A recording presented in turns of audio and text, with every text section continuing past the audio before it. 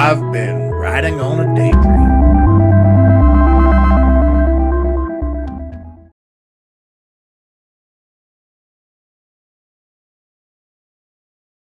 Hey YouTube, thanks for checking out RV Daydream.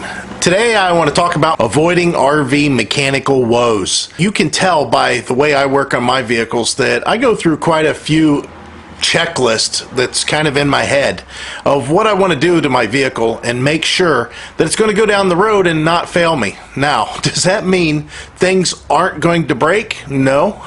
Does that mean that I could have problems? Yes. And one of the reasons is because there are some items that I might let go just because I'm a mechanic and I think that it's not too much of an issue. And if it is, it's something that I can fix relatively easy. So these are kind of the things that I would say you need to put on a checklist and have done on your vehicle, because all these things need addressed. The first thing you should do, definitely a tune-up. And a tune-up really constitutes a cap, rotor, spark plug wires, and spark plugs on vehicles that have distributors, and then distributorless vehicles that have coil packs, those are going to be just spark plug wires and spark plugs. Make sure you get good quality spark plug wires, because on these vehicles you're going to be generating a lot of heat whenever you're towing or on a motorhome because of the way the engine compartment's designed. Those spark plug wires usually run real close to the exhaust, and that exhaust gets really hot whenever you're under a load and are towing, especially up long grades. Oil changes, part of the tune-up. 3,000 to 5,000 miles, you should be changing your oil. Now I use full synthetic oil, but I also use synthetic additives. I use Lucas synthetic oil stabilizer during the summer months whenever the vehicle's being put under load under different conditions.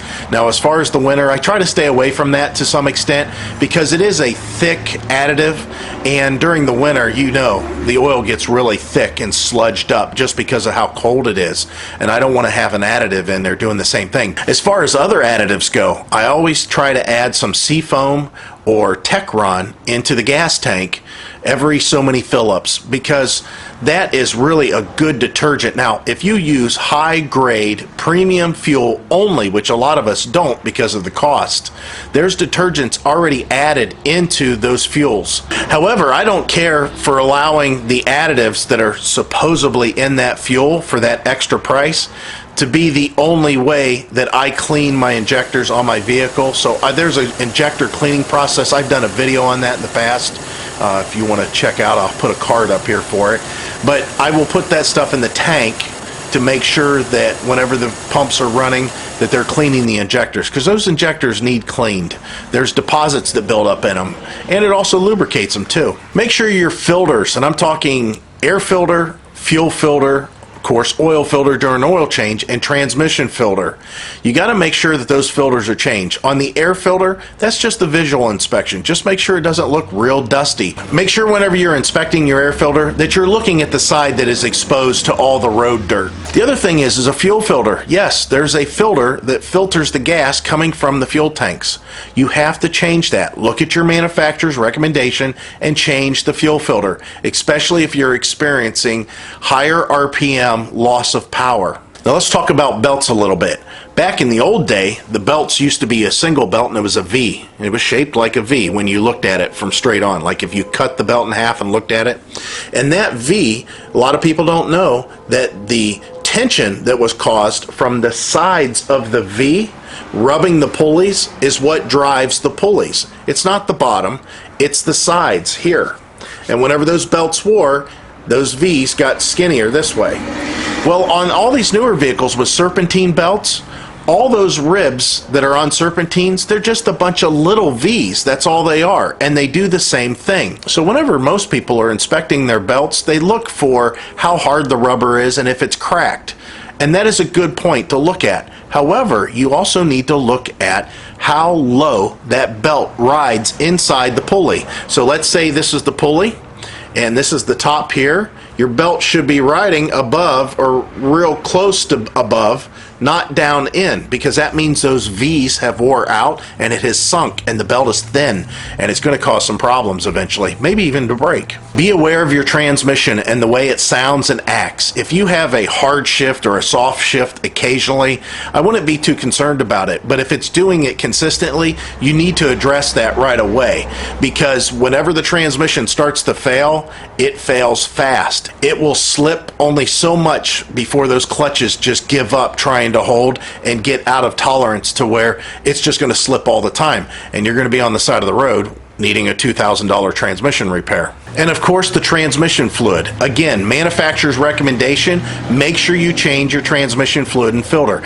Now, as far as you using full synthetic, that's not so bad of an idea. As far as a flush, that is highly contested, with people saying that a flush causes a lot of contaminants to be disturbed that might have already settled. Other people say it's a good idea. Other people say probably not a good idea. It all depends on what you believe, and you want to read up on it as much as possible. To let you know, I flushed my transmission completely whenever I got it, because I wanted to make sure everything was out of it old and it has all complete new in it. Speaking about fluids, you also got to make sure that you check your power steering pump fluid. Your power steering pump, if it's making noise, you need to address it. And if it's making noise just occasionally, you still need to address it. Take a look at your fluid, pull the dipstick out, actually smell the power steering fluid, and you might get a hint of burnt fluid smell. If that's the case, you need to extract that fluid out of there and replace it, at least in the reservoir.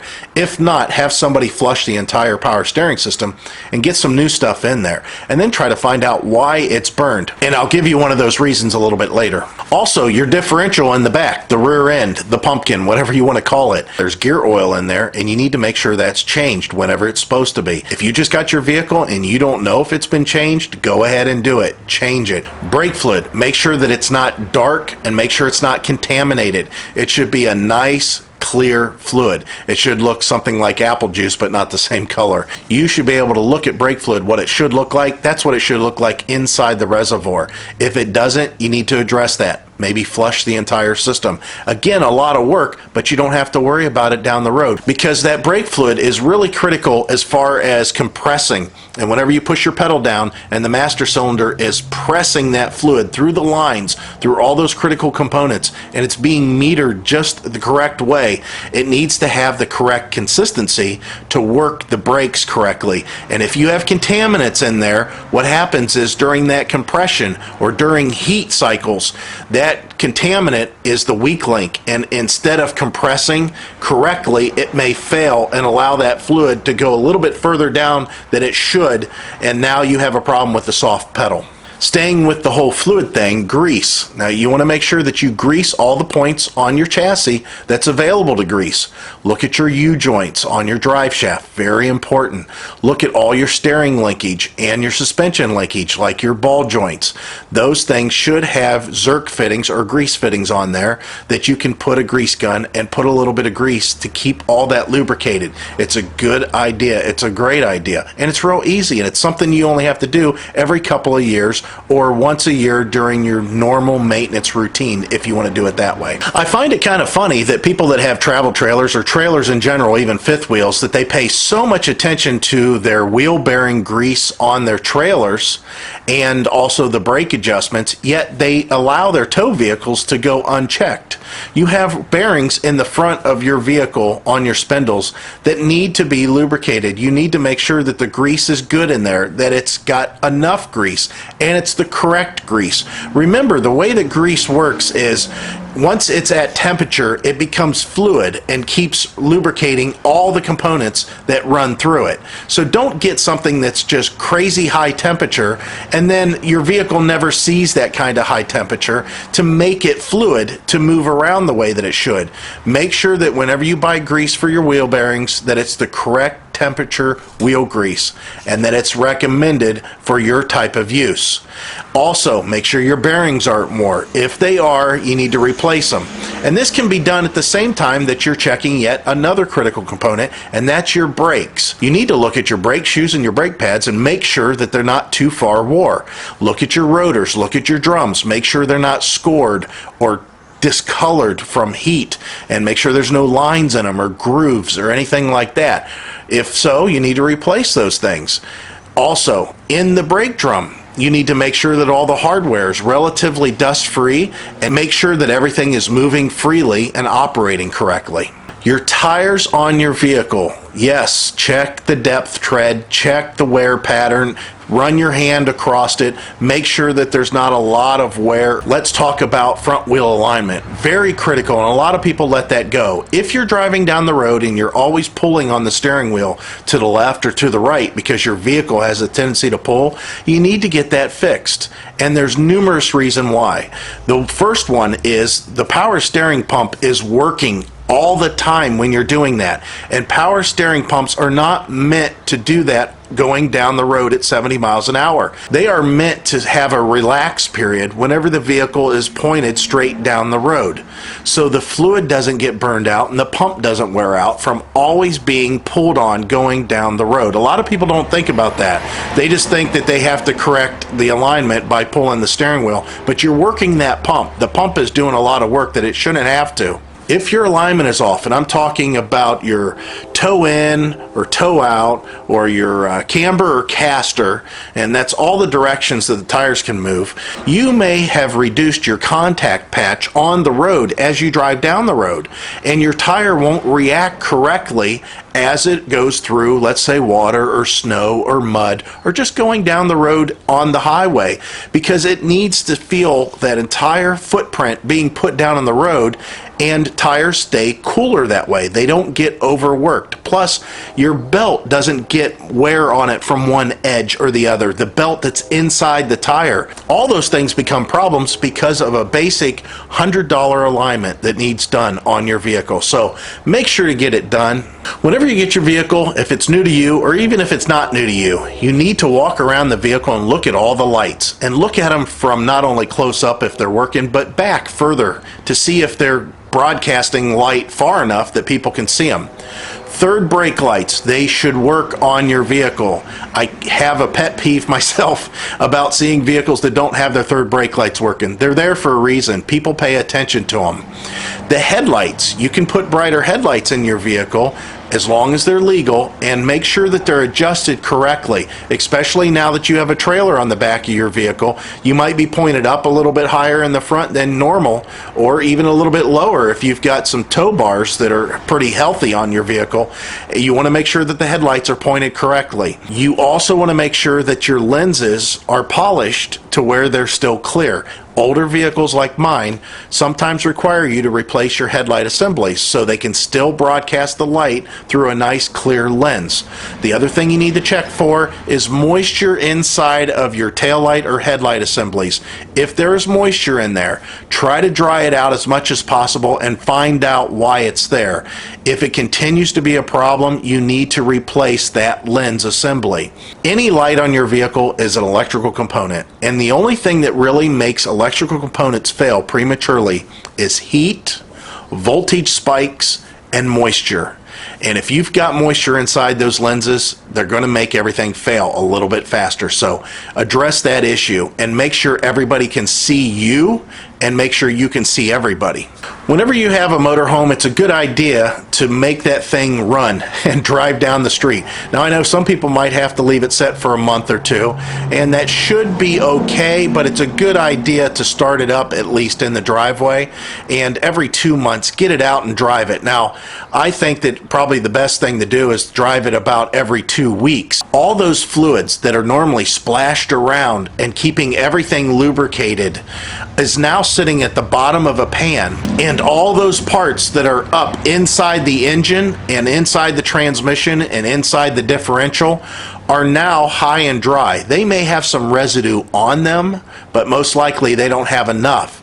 And you'll start getting contaminants. You'll start actually getting a little bit of atmosphere going on in the differential, in the transmission, and in the engine on the upper components that will cause them to start drying out like the rubber components, or start rusting. Some of them get exposed to moisture whenever they sit. So it's a great idea not only just to start your engine to run and lubricate all that, but actually drive it down the road and get that transmission and differential to do it too.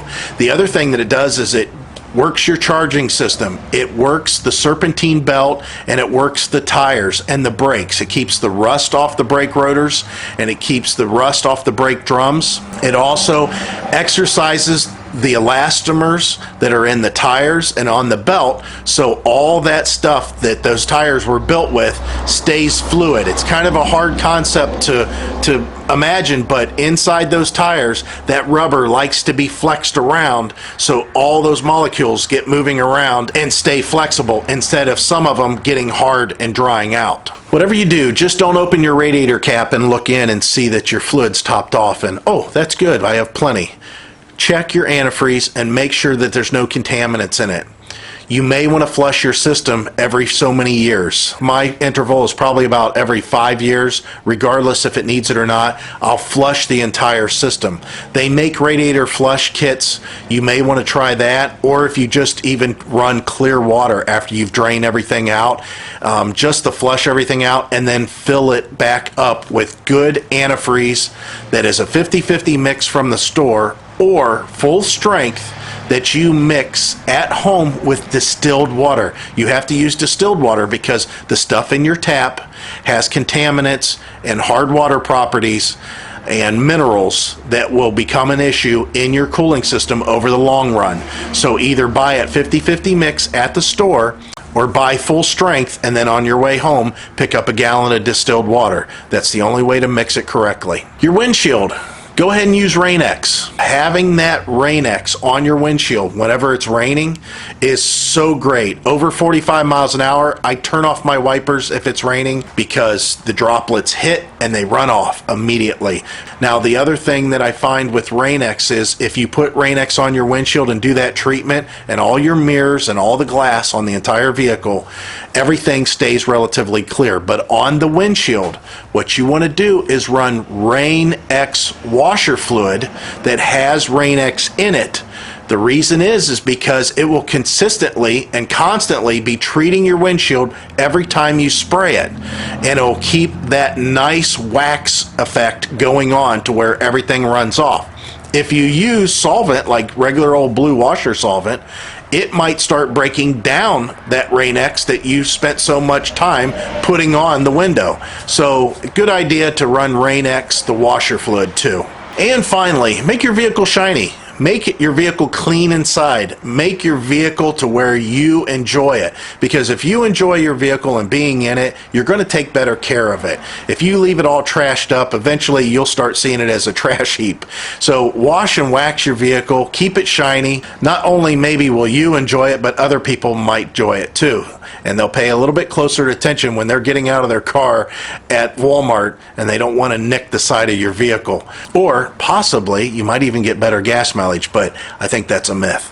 Well guys, that's it, and I hope this checklist didn't go too long, and as always, I hope to see you out there. Bye.